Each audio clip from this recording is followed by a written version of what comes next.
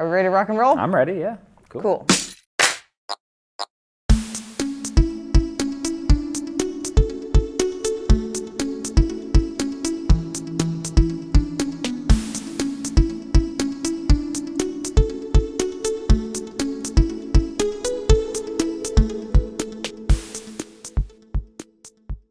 Hello, and welcome to Runnah, running on Cape Cod, Massachusetts and beyond, and welcome back to your favorite local running community. I'm your host, Juliana, and this week we have another Falmouth Road Race, I almost said running, Falmouth Road Race centered episode because it is the 50th anniversary of? 50th running. 50th running of the adaptive division of the Falmouth Road Race, and we have the lovely Matt Manchester here, who is, what is your official title, Matt? Adaptive Athletes Program Manager. Adaptive Athletes Program Manager. Well, welcome, Matt. I'm excited to have you. Glad to be here. Yeah, I think this will be exciting. I think this is something that a lot of people have seen kind of on the periphery of, say, road races or just athletics in general, but don't really know anything about.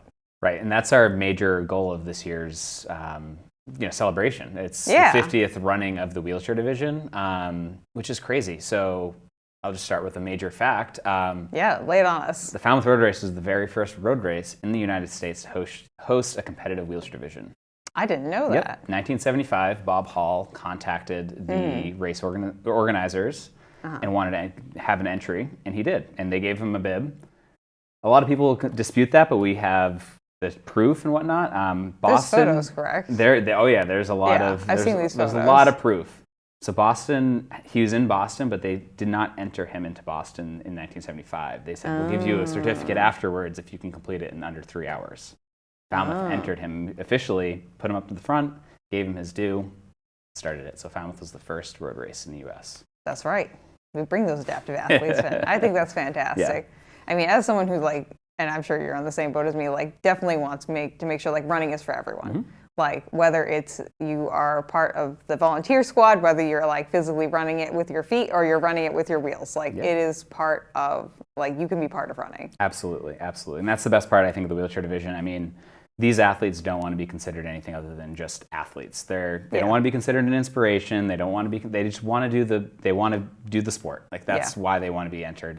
And really, if you think about it, I mean, when they push down on the side of their wheels, it's basically the same thing as the motion of running of, pushing down on the ground. So yeah, and it's definitely a lot of work, and also I feel like dangerous. Like every time I watch them go by, I'm like, my fingers would get caught in those wheels and I would die. I would have no fingers. I would little nubs.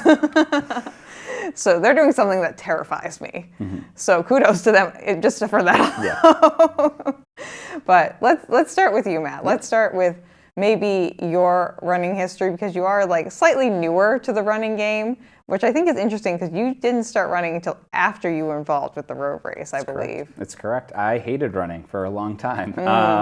Many people do. I used to play baseball, and we always used to have to run from Gov Fuller Field all the way to Lawrence, and it was like my least favorite part of the day. And it was like, in hindsight, not that far, but I hated it. So I got into running. I think it was 2018. I used Couch to 5K like a lot of beginning runners did, and great program. Started off by doing the John Parker Bogs, a lot of that area. In Falmouth, and kind of hit it off from there. And I think the longest mileage I've done in a race was 10 miles. I did the 20-mile race in the Vineyard. The Martha's Vineyard 20 miler. The Martha's Vineyard 20 miler. The relay with my wife Allison. But yeah, no, it's a lot of fun. I love it now. Now that I've found like my groove, like running is definitely a lot of fun. Have you actually run the Falmouth Road Race? I haven't. That's what I haven't. Thought. No, so I started with the race in 2017, kind of on a whim. I knew a couple of the organizers just from my time at East Falmouth Elementary School. They were involved. One of them was a teacher. One of them was a parent volunteer. And they're like, oh, we need a teacher to head up this division just because they're organized. And they hit me up, and I interviewed for the job, and I got it. Knew nothing about the race, nothing with the wheelchair division. Hated the Falmouth Road Race for a long time because it was just... It was running. Well, not that it was running. It was being like a local in the community working at all these like touristy spots. It was just busy. And it was just like such a hassle. Complete 180 the following year. During that race, I fell in love with the race. Like it was just amazing seeing how this world class event is in our hometown. Like it's amazing. So, but yeah. Yeah, I think it definitely is interesting. Just knowing some of the other people who are part of the organizing committee, a lot of you guys haven't run the race at all a single time, but you're so involved with it. But it makes sense though, because like you're very busy on race day. There's no way you could like facilitate running that race. It's always my favorite question when people are like, "Oh, you're running the race?" And I'm like, "Well, no, can't. There's not really possible because we start at 5 a.m. or before that. I probably wake up at like 4:30, and then it's like I'm done later in the day. And you know, my position is very unique, where it's actually really cool. I get to see the race from a cool perspective. A lot of these FCTV people, I get to see on race day. We ride in the lead vehicle from the start to the finish, and it's so cool seeing that. Yeah, like, nothing beats that feeling. Oh, that's a lot of fun. Coming over that last hill with the flag coming down, cruising in a car, it's a lot of fun. Butterflies every time, I'm sure. It's a lot of fun. Yeah. So let's talk about your role in the road race. Yeah. So we know who you are as a runner. Slightly new, but like you found your groove in like this, like the 5 to 10 mile zone. Yep. It's a nice time. Yep. And 2017 is when you started with the road race.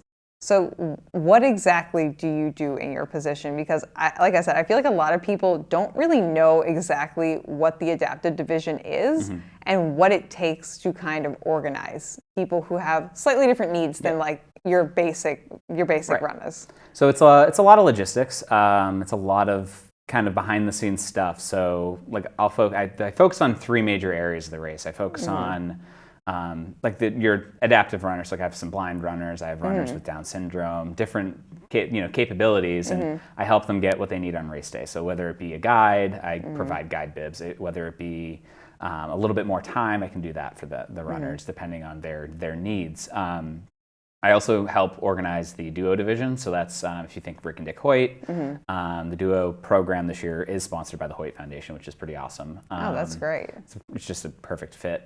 So that's the one runner pushing one person in a chair. So I help organize that, and that's a whole nother ballgame of organizing where can they drop off, where can they load up, because they have different needs too. And then finally, the wheelchair division is kind of what I mostly focus on because it's the biggest out of the 3. Yeah. And so this year, like we're gonna have up to like 30 wheelchair athletes this year. Okay. But it's as I mentioned earlier, they are athletes that are viewed more as athletes than someone in a wheelchair. Like I've seen some crazy things. I mean, they've got such ability. Like I've seen some of them that are like, oh, I don't want to wait for that lift to put me in the bus. So I'm just going to get out of my chair and lift up myself and go into the bus. Oh, yeah. They're very, very strong, very able. But still, that being said, there is a lot of considerations like hotel rooms. Like we need to make sure that we give them the accommodations they need. Busing, we can't just throw them on a normal school bus. Like I have to organize certain busing for that. Getting their racing chair to the start line because they don't race in their everyday chair. Like they have a special racing chair. A lot of things like that. So it's a lot of logistics of figuring out how to get these athletes what they need so they can compete and really have a great time. It sounds like a lot of your job is like listening to the athletes and really hearing what they are telling you. And I feel like this is probably where you being a teacher really comes in handy and treating everyone as an individual. Absolutely. Yeah, every athlete's different. I mean, like I said, what someone who is just starting out, and they all have different capabilities. Some of them are quads, some of them have, either lost their legs in an accident or something. There's all different stories, and listening to their needs and wants and whatnot is really a huge part of it. And like that was the beginning part of my career at the road race, was just like learning. Like it was just like, I didn't know anything about wheelchair racing, and now it's like I've helped out at the Boston Marathon in the wheelchair division. Like I've done all this different stuff, and it's really a cool sport, and I'm excited to kind of share that sport with more people and kind of bring more awareness around that this year. Yeah, I think that's really awesome. And like challenging things wise, like what is the most like challenging thing that you either in general that you come across, and we can talk about like 2 or 3 different things if you'd like maybe like a recurring theme, and this could be something that's like external, like people's misunderstanding of the people you're working with, or like internal things where you're like, there was this one time where like someone had a chair that just like wouldn't fit in any car that we had.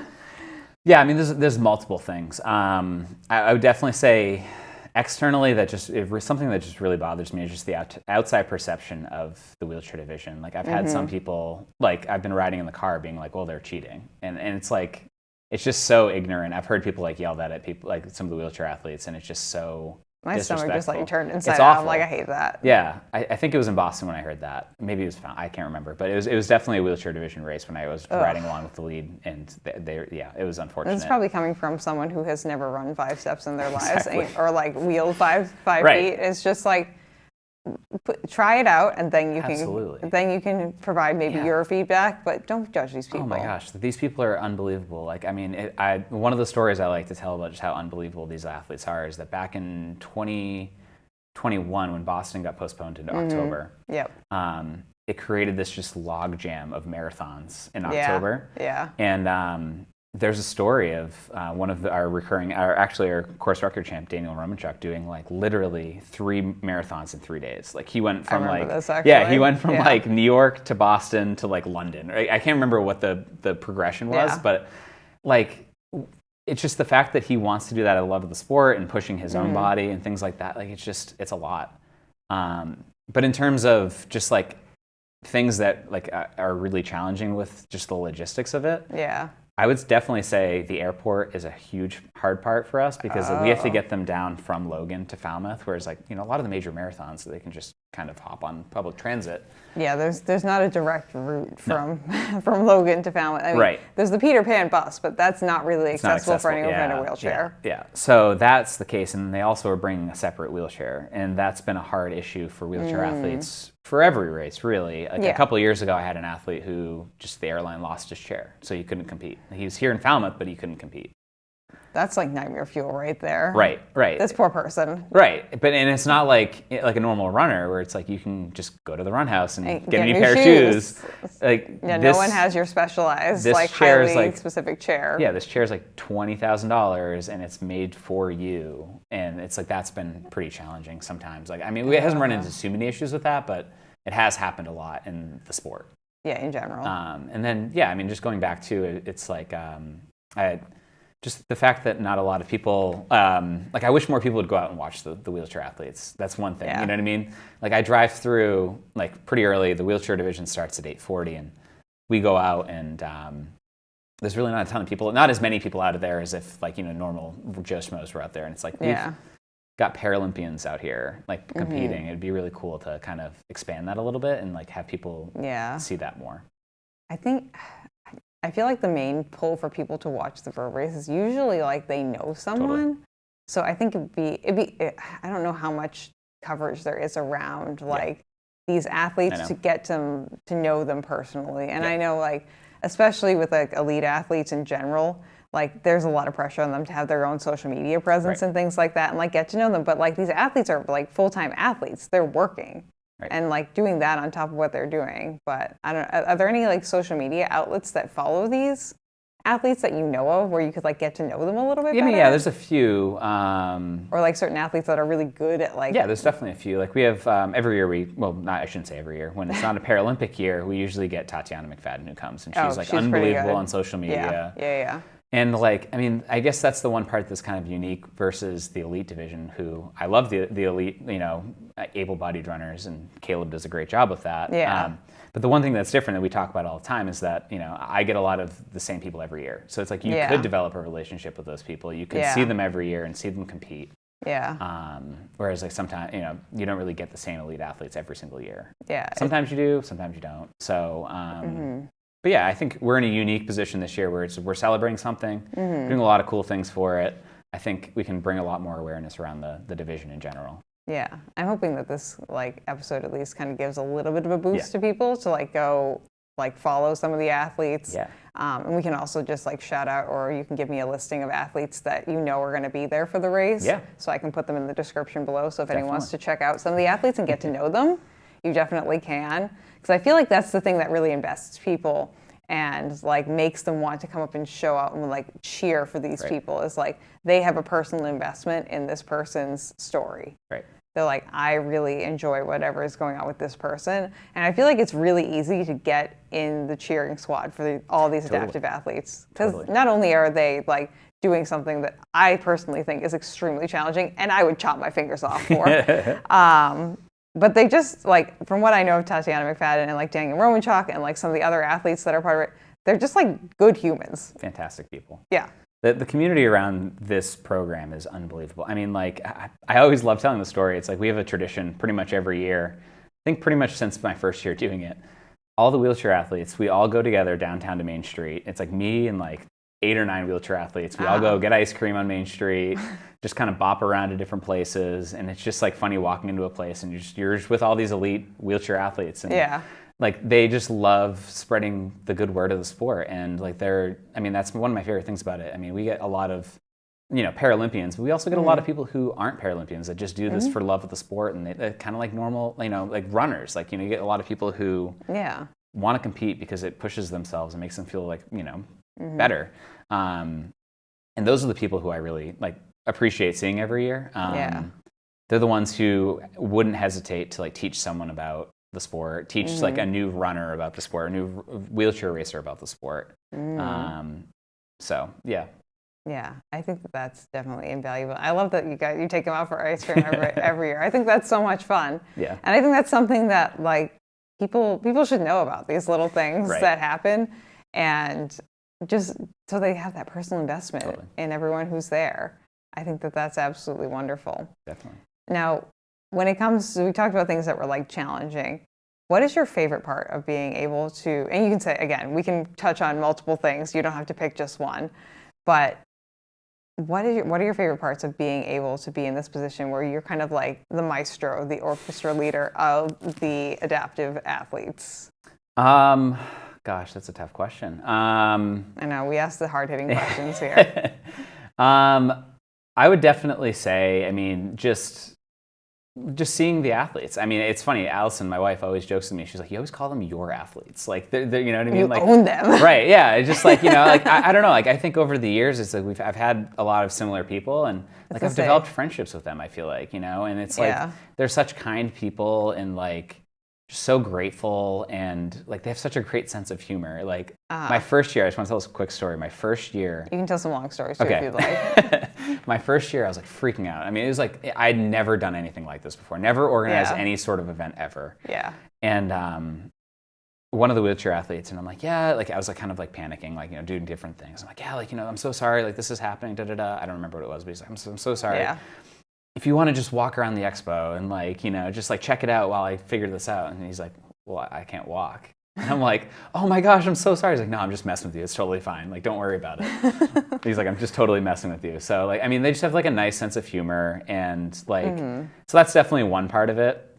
And then I love that feeling of getting in the car. Cause I mean, like a lot of the start line stuff can be really hectic. Yeah. Like there's a lot of logistics. We have to get like 2 box trucks down to Woods Hole. They have to get swept by all the security dogs. We have to unload their racing chairs, load up their everyday chairs, like a lot of these moving parts. Yeah. And then there's that feeling. It's like they're all on the line. I'm in the car. The gun's about to go off. I've got no responsibilities now, like pretty much. I mean, I usually do some announcing for the race. But at that point, it's just like a release. You're like, oh, like the race is going to happen no matter what. Like I can't do anything to do. Like I can have some, exactly. So like that's a cool feeling. And then just like watching the race happen. I mean, just watching these masters at their sport. I mean, every year I've done it, other than the years that have been Paralympic years, I've watched Daniel Romanchuk just like from a prime spot, just like him do his just unbelievable artwork of just racing. Like it's just unbelievable to watch him.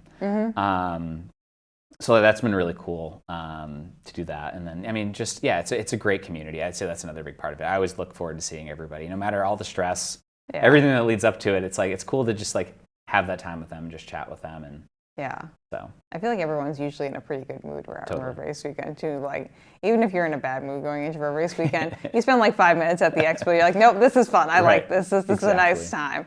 I know. Plus you see all those people that you haven't seen for a year. Exactly. Or so, depending. Because you said you also do stuff for are you regularly doing stuff for the Boston Marathon, or was that just like kind of like little one-offs that you're doing more or less? I would say up until this year it was pretty regular. The timing of my daughter was not perfect for the Boston Marathon. Darn. My lovely daughter came like the week before the marathon, so I got to watch it with her. I got to watch the wheelchair division with her, which was really sweet. That's nice. But I'll probably go back next year. So I usually help out with the lead vehicles for the Boston Marathon. Just one of no, it's not really a secret, but the people who help organize Falmouth also help organize the Boston Marathon. Dave McGillivray's group helps do We've had both Dave of on them. the podcast already. It's not a secret. Good. So yeah, he does. Very much so not a secret. Yeah. But like the cool thing about it is that a lot of the people who do the same things in Falmouth also do the same things in Boston. So I developed a good relationship with the guy who does the lead vehicles, Tom Maglio, and I help him out in Boston too. So it's just one of those cool things where it's like a cool just network of people that you kind of meet and get to know. This is why I think the Falmouth running community is one of the most underrated and best running communities on the planet, if not on the East Coast at baseline. I would agree. Just because we have a lot of weird connections to like all the major races out there. And people call it a mini Boston for a reason, you know? Yeah, I call it mini Boston. That's what the expo and like the race feels like too anyway. Right. Yeah. So it's a lot of fun. I have a lot of fun doing it too. But you also mentioned that you are announcing at the finish line area, correct? So, or on the truck? Talk more about that. So yeah, we've tried to get it. We've done it on the truck. It's funny.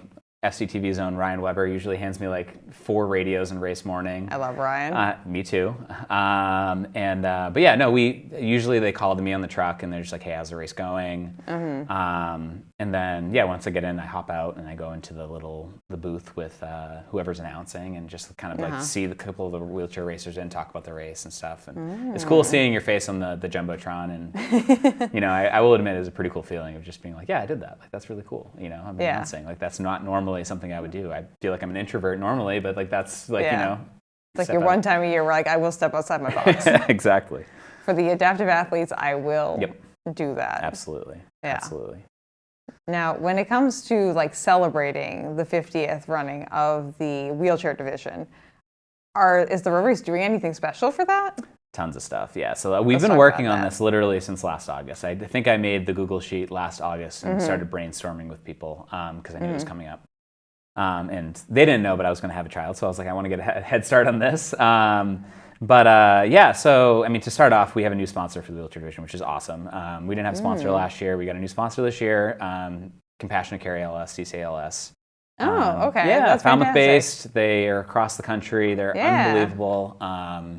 And yeah, I've seen firsthand how amazing things they've done. We had a member on Allison's side who had ALS, and they were like instrumental in doing all of the care and just making sure that phase just went through smoothly, and it was unbelievable. So I was really happy to hear that. You know, I have a personal connection to that organization, and now they're with my division, which is really cool. And they have a fair number of the is it push room? Or the duos. The duos, Yeah. The duo athletes a lot of them are from CCLS? Yeah, a few of them are, yeah. I know I see when I pass some of the duo people, or they pass me usually. A lot of them are wearing the CCLS shirts. Yeah, so this year we have one of the main people from CCLS, Jim Bruce. He's done it for years for me. He always pushes someone different. This year he's actually pushing Katie from Falmouth, who you've probably seen a lot of the fundraisers for Katie's Cure. Oh, yes. Yeah, so he's hopefully going to be pushing her this year, which is really cool. Kind of all Falmouth tie-in. Yeah, that's local. A good like full circle moment right there. Totally. I was really happy to see that she hopefully can do it. Obviously, you know, ALS being what it is. It's really challenging to see. It is. Anyways, so for celebrations this year, we're doing lots of cool things. Poster is going to be really big homage to the wheelchair division. I don't have a copy of it, unfortunately. I can't show you, but I've seen it. That's okay. It's unbelievable. We'll trust you. Everyone will see it, and it's just a really great homage to the wheelchair division. The mug's going to have the wheelchair division logo on it. Just trying to raise as much awareness as possible. I feel like those are 2 huge ways where it's like every single runner is going to see this. I'm assuming like possibly the bag and like other things, or like the front of the book that always gets handed out will say something about it as well too. So like pretty much all the materials that you get as a runner will be branded with some kind of like 50th wheelchair division running thing. It's going to be very visible. So when you go into the expo, there's a history booth. There's going to be a lot of wheelchair history to that. Nice. We've been working really closely with our social media manager, and we've been doing like a weekly installation of just wheelchair history. I'm actually working with Ryan after this to help shore up our history wheelchair division video that we've been having. We have lots of great submissions from past champions, current racers, just like talking about Falmouth. So that'll be cool. We're doing a dinner for the wheelchair athletes the night before, just kind of honor them. All of our organization shirts that we wear on race day will have the logo on it, which is kind of cool. Awesome. Some other things here. Hold on, I wrote them down. Yeah, I mean, there's going to be some merch there at the expo that's going to have wheelchairs on it, which is kind of cool. We're still working on some other things for the expo, and we have some surprises that we're going to have in store that we're still trying to finalize, but I can't quite announce them yet. So. And I have a question for you after this, maybe a favor that may or may not help promote some of this stuff. Okay. Too. So we'll talk about that Sounds after. Yeah, so I think that's really awesome. Now, when it comes to like the wheelchair division and like the adaptive athletes, is there anything you think that like everyone, like you wish that people knew about these athletes, or that you wish that people knew about, like, I mean, maybe interacting with the athletes, or just like things that you see people doing really like, or like would be just useful facts for people to know if they're going to interact with anyone who's part of this like wheelchair or adaptive vision, or just to be respectful in general? Yeah, I mean, I think I might have touched upon it already, but I'll just reiterate it. It's worth reiterating. They are athletes. They're top of the line athletes. They train. They're not doing this to like be an inspiration. Like don't like mention that to them. Like they're very polite people, and they probably won't say anything, but it's very ableist to just be like, you're such an inspiration, like da-da-da. Yes. And a lot of the times, like, you know, they can do a lot of the stuff that you think that they can't do. They can do most things. Like, you know. I believe they can probably do way more than I can do, 100%. Honestly. They've shown me so many ways, these athletes. And I would just say, treat them like you would treat, because they are, like, treat them like an elite athlete. Like, like, oh my gosh, you're an amazing person. Like, you can do all these wonderful things. Treat them like that, because they can. Yeah. I'd say that's the number one thing. Yeah. It sounds like if they actually do inspire you because they are like an actual, like you're like, you inspire me because of your athleticism specifically. Exactly. Like, admire them in the same way you would like any other elite athlete. Definitely. Like, you can look up to these people 100%, but not just because they are in a chair. Yeah. Yeah.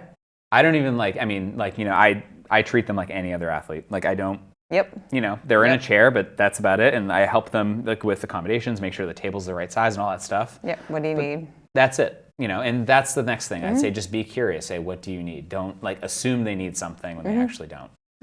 Yeah, they're just like everyone else. Everyone else has unique needs as well, too. Exactly. So we should just kind of like meet everyone where they are. Exactly. Regardless of what their physical status is. Exactly.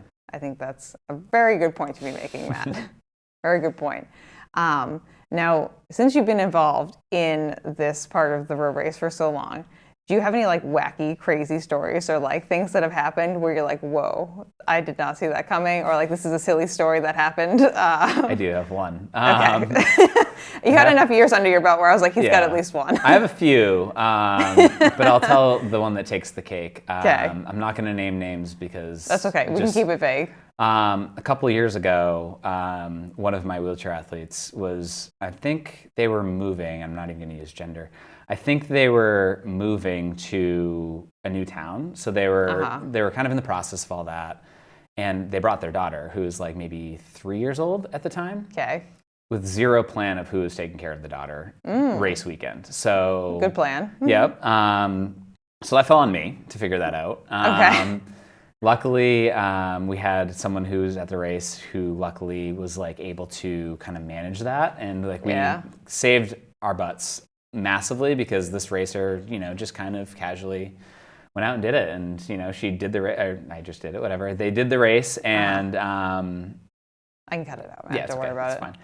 But yeah, that was very challenging and like kind of crazy. I would say that was definitely a big part, hard thing to do, and I feel like that's just kind of what events. I mean, that just taught me like about events in general. You have to be able to improvise. You have to be able to roll with the punches. You have to do that. Like, you know, I organize Coast Fest as well, music festival, and it's the same thing. We're always putting out fires that we didn't expect happen. Same thing with the wheelchair division of the road race, or any part of the road race that I work in. It's just like there's going to be something that pops up that you don't expect. And then not really a silly side of things, but harder was, I mean, another part that we always struggle with is, you know, like the wheelchair division starts so early, and they, you know, like a runner, you could fall and get hurt. I mean, same thing with wheelchair athletes. They could take a current, I mean, Marcel Hugh in the Boston Marathon, insane human being that he is, I watched it from the truck, but he took a corner too tight in Newton and he crashed.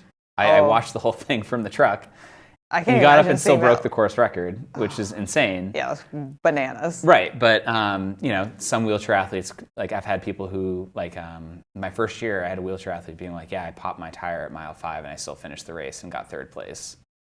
Like, that's insane. So, I mean, I've had athletes who have crashed at the warm-ups, and like we've literally had to stop a bus in order to get them onto it. Wow. So there have been things that have been quite hairy like that before that, like, you don't really see if you're just running the race. You kind of just handle it and you move on. But Yeah, which can happen even if you are an able-bodied runner as Totally. well too. You can be on your way to a race and just like Yep. pull a muscle. Yep, absolutely. Or trip and fall and like get yourself a concussion. I Yeah. hope no one does, but like Seriously. it's a possibility. I always remember the year that was hot at Boston. There was that woman who like who was like surprised. I think she was supposedly in like perfect health. Like had a heart attack at like mile 2 or something. Yeah. And just like she just woke up in the hospital like hours later, and she was like, I don't know what happened. And Right. they were like, I think you had a heart attack, my friend. Right. I know. So- That is the hard part about Falmouth. It's a hot race. It's we get that. I think we contend with the heat. I mean, Boston is just so hard because I've done marathons where it's been 40 degrees and raining, and I've done marathons when it's been 60, 70 degrees. Yeah, It's nice pleasant temperature. Whereas in Falmouth, it's like you mostly know it's going to be hot. And It's gonna be humid. hot. Yeah. So And this year it's so far what the summer is showing us. yeah. It's quite humid. yes. Tis quite humid. It always makes me laugh when I hear people, they're like, so what do you think the weather is going to be for Falmouth? I'm like, hot. Yep. Exactly. That's the only thing that you know. 9 a.m. on like one of the last weekends in August. What do you think? I know.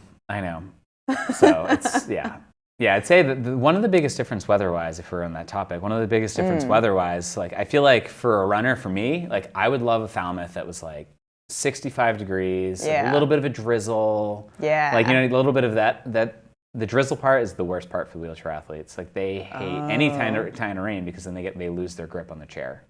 Now, does it affect their like hand grip and also like the wheel grip, or is it just? It's just when they're pushing on the side of their chair. That's Okay. Yeah. So basically how they push is they have like, I wish I could pull up a picture. I could show you, but I don't. I will put it up on the screen right now. Perfect. They have like these 3D printed gloves. Now it's 3D printed, but they have these gloves that are made to them, and it's like basically just like a large brick, basically with like tape on it.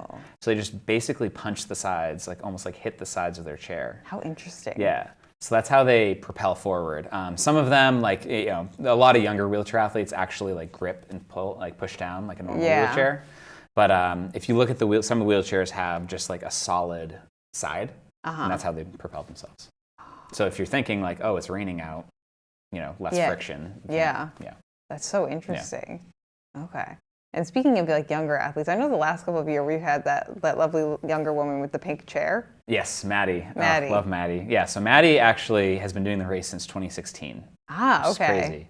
So How old was she in 2016? She was 8. Okay, I was going to So say she she's wasn't not the very old youngest, right though. now. She wasn't the youngest. In my research, we had one more that was younger. His name was Jamie. Okay. Leggett. I'm not sure how to pronounce his last name, but is in the 90s, and he was 7 when he did the race for the first time. Wow. So I would say impressive. that's a part of the race that I'm really proud of, is that we not only have a lot of the wheelchair athletes that have been around for a really long time, like I've got one who I've become really close with, and he's like written letters to my class. Like he's a great guy, but he did. I think his first one was in 1977. I'd have to fact check that. But he's done it like not every year. He's taken years off and whatnot. But his first Falmouth was in '77.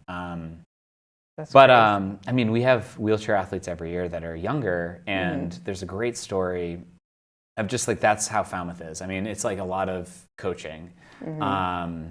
Daniel Romanchuk tells a story all the time, and you can hear him talk about it. He tells it. There's this other wheelchair athlete who's been doing it forever. He actually came in, I'm pretty sure he came in 3rd last year. Okay. I'd have to look, but he's 61. His name's Krieg Schwart. Unbelievable athlete. He designs wheelchairs. He started a 5K in Georgia. Like he's very big into like teaching about the sport and wanting the sport to expand. Daniel did his first race here. I believe it was 2013. He was only 13 years old. And this is before anyone knew who he was. And Krieg taught him how to change a tire mid-race, like while they were in their hotel room lobby. Like they were like, he was like teaching him how to do it. And it's one of those things that Daniel still remembers and uses to this day. Yeah. And like that happened in Falmouth, which is kind of cool. Like that's like something that we fostered. Yeah. So this year I'm really proud that we have some wheelchair athletes that, a couple of the older guys are kind of coaching them and like kind of like, teaching them the Mentoring. ways. And he's like, hey, I want to send them to Falmouth and like, have them do this race because it's so lauded and this is really important. So Tony Nogueira, he's been around for forever. He's won, let's see, I wrote it down. He has won 5 times, I believe. Okay. Yep, or over 5 times, 5 or more. And Okay. he is bringing 2 wheelchair athletes from New York City who are younger. Like one of them, I think, is 12, and then one is, I think, 14. I have to look at my facts, but they're younger. And he actually gave me our last year's champion. He sent me him a couple years ago, which is kind of cool. So, like, I mean, I feel like we're really fostering that sport, trying to move it forward in Falmouth, which is kind of unique, I think. Oh yeah, it definitely. I mean, I don't really know too many like road races that like aren't like really big road races, or even that aren't like marathons. I would say that have any kind of like more than like 2 or 3 people like adaptive division at all, and to have like such a deep and very highly competitive adaptive division and very like well like fleshed out adaptive like program that you are in charge of, I think is definitely and is like not an unapproachable distance, because the marathon like is a long time. It's a long time, and for like especially these younger athletes, like sending them just out from like 0 to 26.2, maybe not the smartest move, but 0 to 7, I think is a much more approachable distance. Exactly. Yeah. I mean, there are a few races out there that I always check the results to try to not poach people, to recruit people to come to Falmouth. I wouldn't say poaching because they already did the race. That's not poaching. Peachtree is a big one. They have Peachtree in Georgia. They always have a huge wheelchair division. And then the Boilermaker, which just happened. I actually had like 4 people reach out to me after the Boilermaker wanted to come to Falmouth. Nice. So that's always a good one. They have a fantastic wheelchair division. They really, really do a lot for them. I'd say those races, there's a couple other ones too around the country that I always look at their results and whatnot. But I'd say there's a good group, but it's not like every single road race has a vibrant wheelchair division. Yeah, I know with the marathon, Cape Cod Marathon, we've been trying to like recruit people to come run it. I know Kathy's been talking to you as well. Kathy, But we just can't find anyone who wants to come and like run the marathon in October with us. It's hard because that's also like major marathon season too. Yeah, and it's the same weekend as the Chicago Marathon. So they're like, I could go to Chicago and maybe make money and win some things, or I could just go run Cape Cod. It's okay. So, but no, I've spread the word of the Cape Cod Marathon. I do the Cape Cod Marathon every year as a relay, so I'm a big fan of the Cape Cod Marathon. You on the aquatic team most years? Aquatic team every year. There we go. I didn't know if like, are you at Mullenhall? East Falmouth. East Falmouth, okay. Yeah, we don't have a team. I know Mullenhall is a big team. Yeah, Mullenhall's team. I think T-Ticket has a team too. Okay, well maybe we'll have to start that. I'll have to try to get some of my colleagues to start running. Yeah, you can be very competitive with the other schools in town. Right. You never know. That'd be fun. Yeah, that actually would be pretty funny to see. It actually goes to our school too. The marathon turns around at East Falmouth School. It does indeed. Right in the parking lot. Yep. It's a nice time. We hit up, because we have parking at Lawrence, and then we have obviously the expo and the start and finish line at Mullenhall, and then we turn around at East Falmouth. Yeah. So, we're hitting up a lot of the schools in town. It's a nice time. But, okay. Well, I think we hit up most of the points that I was looking to hit up, Matt. Was there anything else that you wanted to speak on that we haven't touched, or just like any like other information you think that people should know about this year's race specifically that would be useful going into race weekend? Yeah, I would say, I have 2 things. Number one, I really would like people to come see the wheelchair race. So we have 2 opportunities for people to see racing wheelchairs. We have the Elite Mile and then the 7 Mile race. So one of the really unique things about wheelchair racing is that a lot of the athletes are going to do both races. Like, with the mile races, you're not going to get 7 mile racers that are also going to do the mile because it's a completely different style of running. Yeah. You might get some milers who are like, hey, I'll hang around, do the 7 mile races like an exhibition and have fun. Yeah. But yeah, for the wheelchair athletes, they're the same ones. Like you're going to see, if you want to see Daniel Romanchuk up front, he will be at the mile race. Okay. Unless something drastic happens and he drops out, he will be at the mile race. So it's a really cool opportunity to see some Paralympic athletes. I've got a few. Cool. So that's a really cool opportunity. And then the wheelchair race starts at 8:40 from Woods Hole, and they cruise, as you know. They're very fast. These are some speedy humans. Yes. Daniel's course record, he is our course record holder, he's broken his own record like 4 times. Can I guess, like 15 minutes maybe? No. 21, 23. Okay. Because I was just I'm like, I think the elite runners who are like the elite men finish in like 35-ish minutes. Yeah. But usually, like, I know for the marathon, the adaptive athletes are about half this, like they're around like a little over an hour for like an elite marathon. For a marathon for wheelchairs, it's around 2 hours. Is it? Yeah. Oh, yeah. Yeah. Is it? Well, no, it might be an hour and a half. No. Yeah, it might be an hour and a half. You're I was right. going to say, because a running person, right. like running with your legs. After I said it, I was like, you know what? I'm not right on that one. Yeah. The leg running people are like a little like 2:05 to 2:10, generally speaking, for the elites. True. Yeah, so it's got to be, you're right. It is. Yeah, so it's like an hour, 15 hour, 30. Yeah, that's right. Yep. I was just off by an hour. So it starts at 8:40. So I would say like you want to be in your spot by 8:40. I mean, for sanity reasons as well, like you want to be set up and parked and everything, and you want to be ready and for your day. Even if your runner doesn't come by until 10 o'clock, you want to be out there. You want to enjoy the scenes. You want to see everything. See the race from the start to the beginning. It starts to the end. You want to see the wheelchair athletes, I would say. Yeah. I think it's a nice time. Definitely. We're going to have close, like I said, I think we're going to have close to 30 this year, which is pretty cool. And yeah, I mean, that's that for just this year, but I just wanted to add a quick shout out. I didn't mention his name. Let's shout him out. Bob Hall was the first wheelchair athlete in Falmouth. The story goes, he reached out to the organization. Him and actually Bill Rogers was his friend. So Bill Rogers helped get him involved with the Falmouth Road Race in 1975. And he has won 8 times. He won pretty much every year that he did it while the race was growing. But he's the pioneer of the sport. This dude this guy really he raced in like a regular chair too, right? At the beginning, yeah. So he actually started his own company called Hall's Wheels and kind of really started the modern racing wheelchair we see nowadays. Nice. So I just wanted to shout him out because literally without him, we wouldn't be able to have this race. If you watched any of the Boston Marathon coverage of the wheelchair division, he was everywhere. Yeah. We were really lucky that Ryan Weber and a board member of ours, Donna Tochi, who's an unbelievable asset for the wheelchair division. She's been helping out with the wheelchair division since like 80s, early 90s.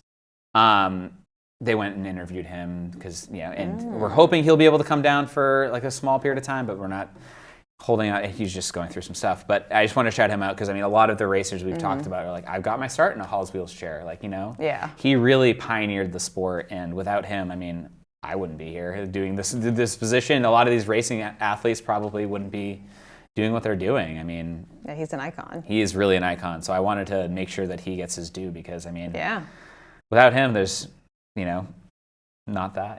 So. Yeah, we'll shout him right on out. That's fantastic. And I definitely, having those pivotal people who have really made a big difference, and it'd be awesome if he comes down and you can get people to see him in person. I'd love to meet him just in general. Even if no one else gets to see him, I'd like to just meet him. This is a selfish endeavor. You're yes, he is mine. I will like to talk to him for a while, and no one else gets to talk to him, just me. It's just me. Exactly.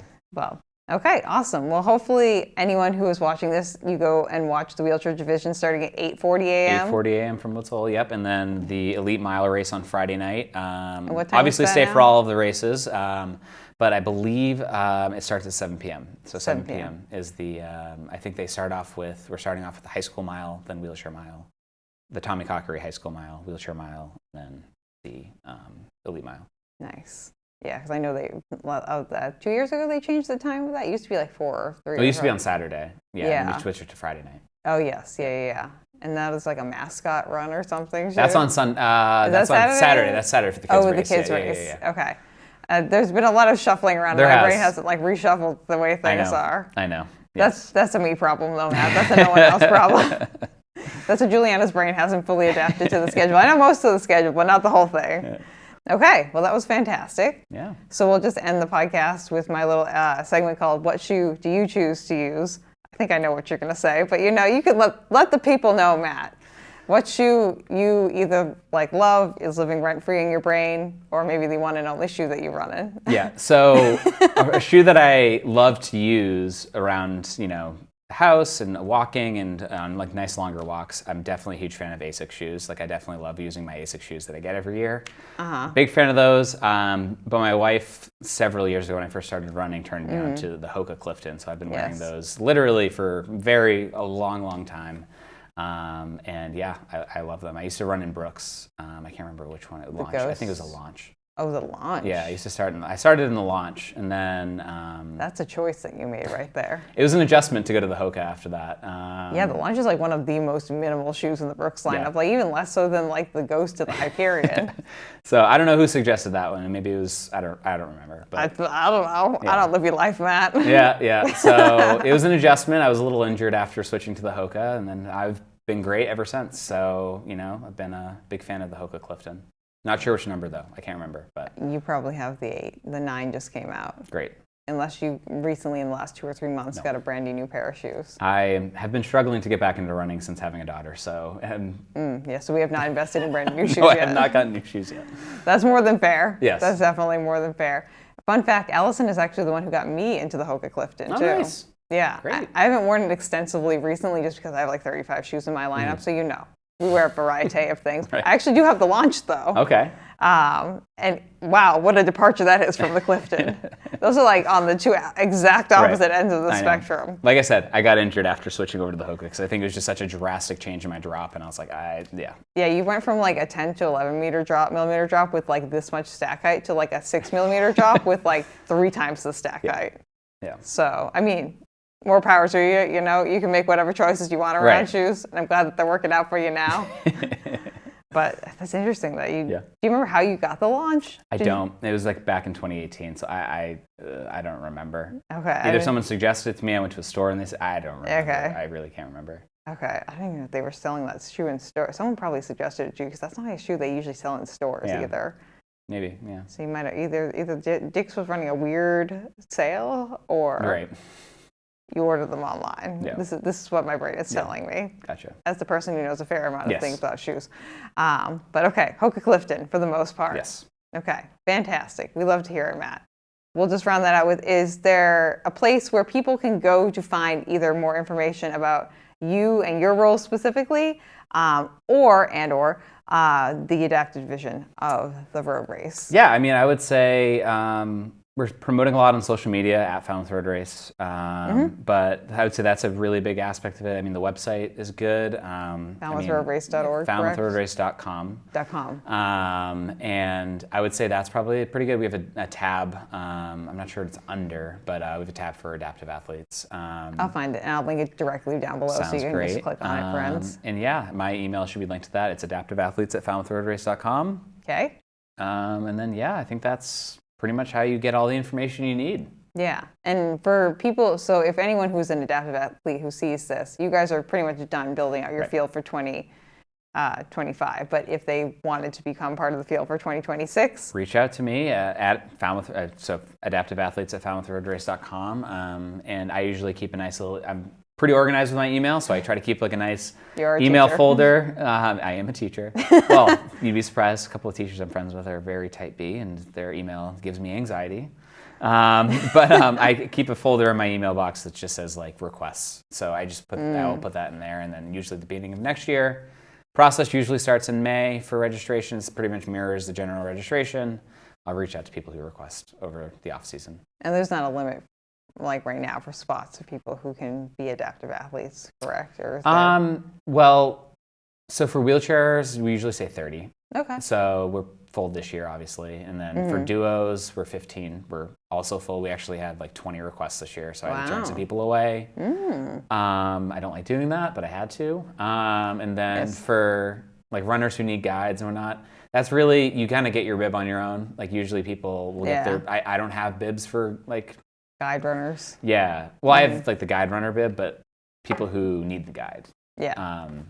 Because the guide bib is untimed. It's just complimentary. It's providing an accommodation for the person who needs it. So a lot of times people get the bib through the charity program, and then they just need a little bit more accommodations. They'll reach out to me and I'll help them out.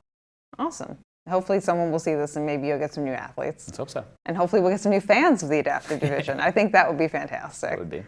But thank you so much for coming on, Of course. Matt. Thanks for having me. I think this is great.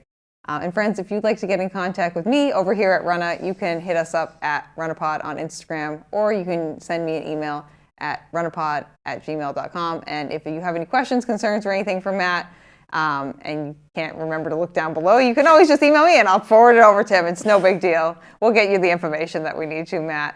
And friends, don't forget to subscribe so you can become part of your favorite local running community every week here with us here on Runnah. And that's the end, and we will see you next time on Runnah. And that's the end. Sweet.